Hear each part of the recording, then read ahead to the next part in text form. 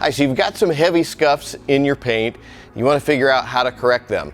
Do you need a professional series tool, or would a consumer grade one be enough to do the job? Well, stay tuned because we're going to go over those details next.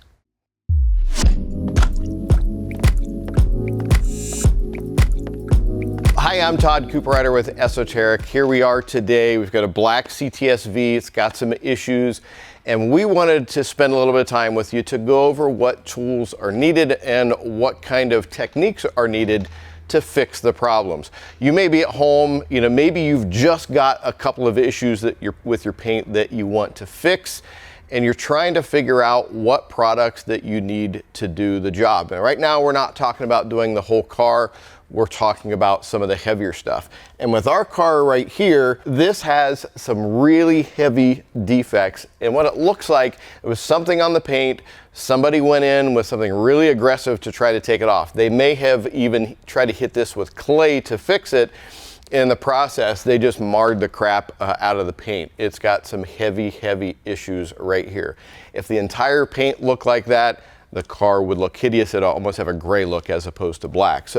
But when most people see something like this, they think it's unfixable, or they have to go to a body shop to get the panel resprayed. That is not the case. You can do it yourself at home. Invest in some of the basic tools, and you're going to be able to do the job right, and you're going to bring that back to a kind of finish that this car deserves. And once you learn how to correct these small spots, you can go in the whole car. You've got the machine at that point. You can make the whole thing look a lot better. So with that in mind, let's take a look at this a little bit closer. And we talked in the intro about a professional grade tool. This is a RUPES LHR12E. Typically, it's going to be used more by professionals. Here you've got the LHR12E, also known as the Duetto. This would be considered more of a consumer grade machine, because DIY people at home, you're polishing your car maybe once a year or whatever. You're typically going to buy something like this. You don't need to step up to the big machine. Well, I want to show you just how powerful and how effective this machine is right here, even on paint that's damaged this badly. Now, granted, most black paints are on the softer side, so that they're a little bit easier to correct.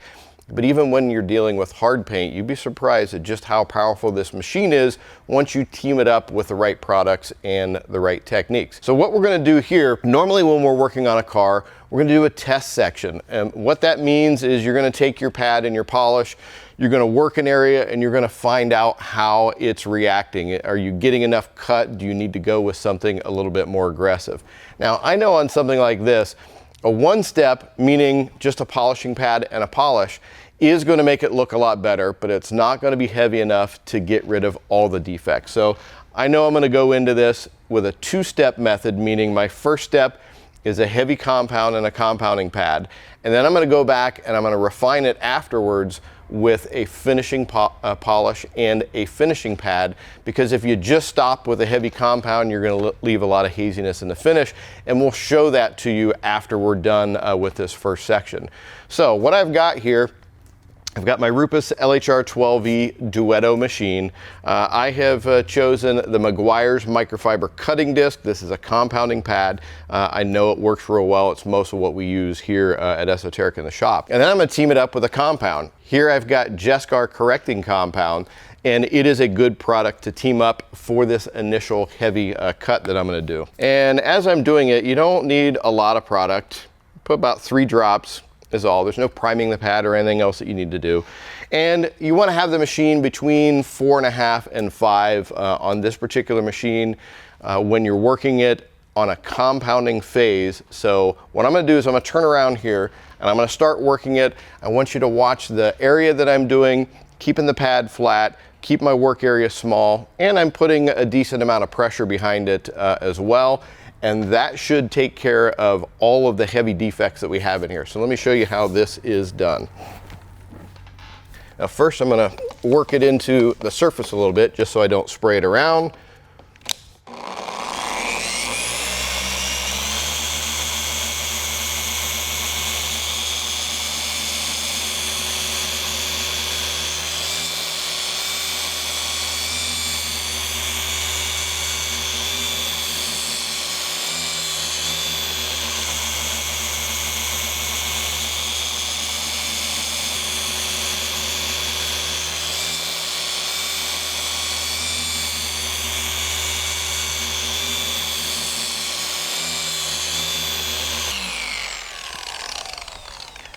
Okay, so you can see when I was working my area, I did passes of left and right and up, down.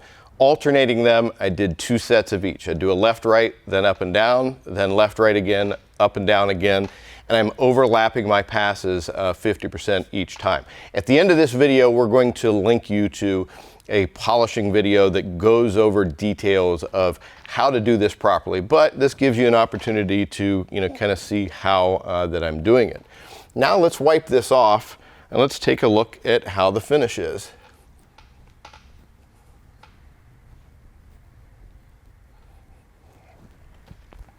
Okay, find my light. Now as I look at this, all the defects are gone. I'm just left with that haziness that we were talking about before. That is your compounding haze. You don't want to leave it at that. And I see a lot of cars come through. They've been at a body shop or they've been at a dealership detail department, and they went in and hit it real heavy to get rid of some defects, but they didn't go in and refine the finish afterwards. We have to do that because we want to bring all that clarity back. All the defects are gone, but we've got haziness from compounding that we need to extract with our finish polishing stage.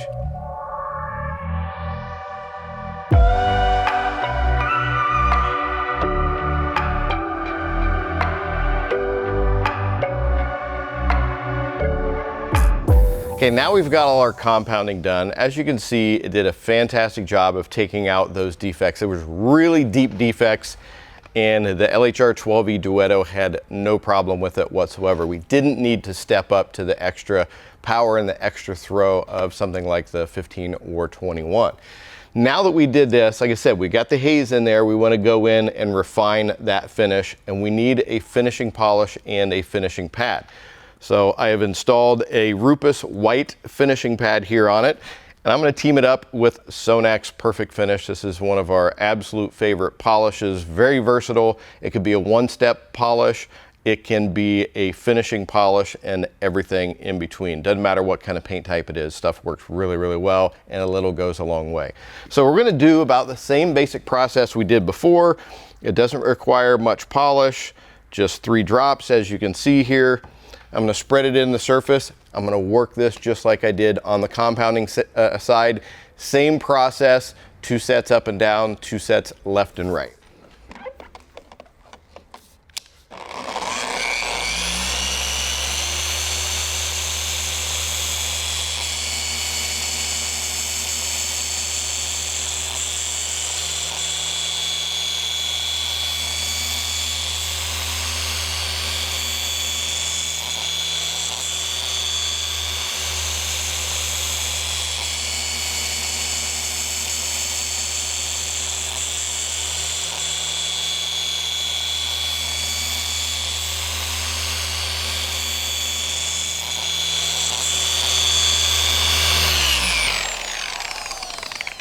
Okay, you can see we followed the same process that we did on the compounding stage.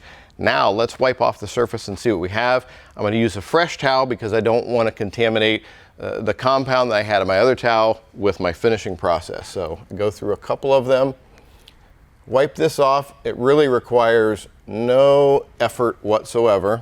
Take a look at my light. That is as clear as you can possibly get on black paint with just a 2-step process. Now if I look at this area compared to the rest of the car, this looks way, way better than the rest of the car. Fortunately on this one, we were in the process of doing a full correction on it anyhow.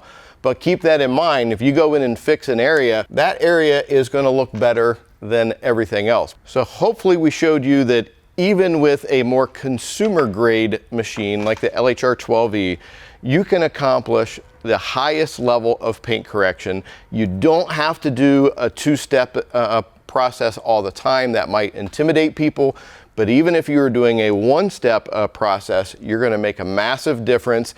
It doesn't take that much extra effort to do things right. When you combine the right machines, the right pads, and the right polishes with the right techniques, you're going to get absolutely professional grade results on here. So hopefully that gives you a little bit better understanding about it, gives you some confidence to be able to try it at home.